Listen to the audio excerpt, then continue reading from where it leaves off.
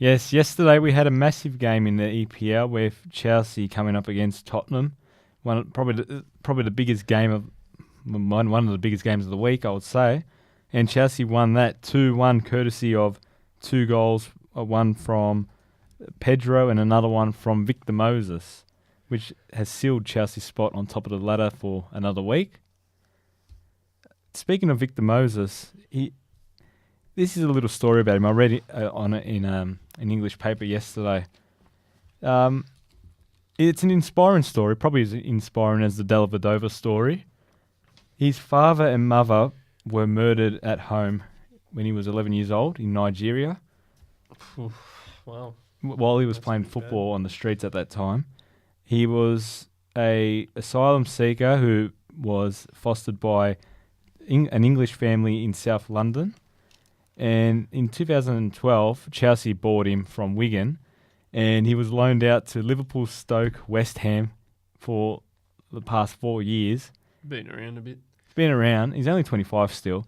Never really had a chance at Chelsea. He's performed well in pre-season, but never was one of the start or got a spot in the starting 11. And now he's starting at right wing back and scored the winning goal for Chelsea.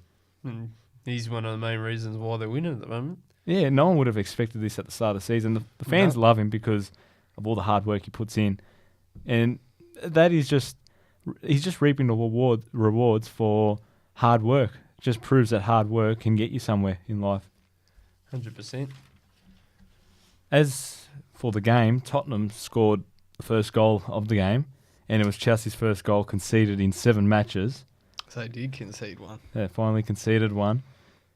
But again, Tottenham, that was their first loss of the season, but I don't know what it is. There was so much hope for Tottenham this year, considering how they performed last year, and they're just not living up to expectations.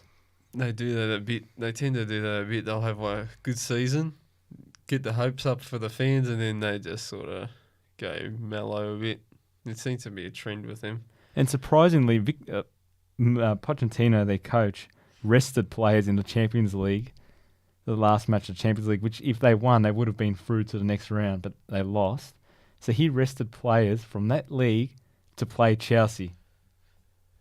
Well, that you sort of have to play. You have to.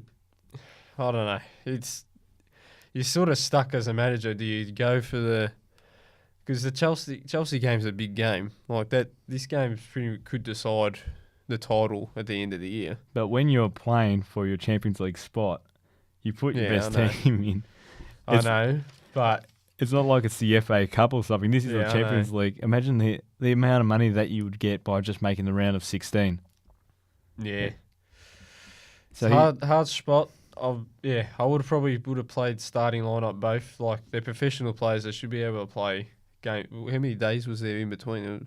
Oh well, the game was Wednesday here, so they played about four days. Yeah, and they flew to Monaco. Yeah, Monaco, France. It's not that far away. It's not like I would have played your best team on the park for both games. I think that's a silly decision, but it didn't prove to work because they lost both games. So that was yeah. So and he has copped a lot of criticism over it.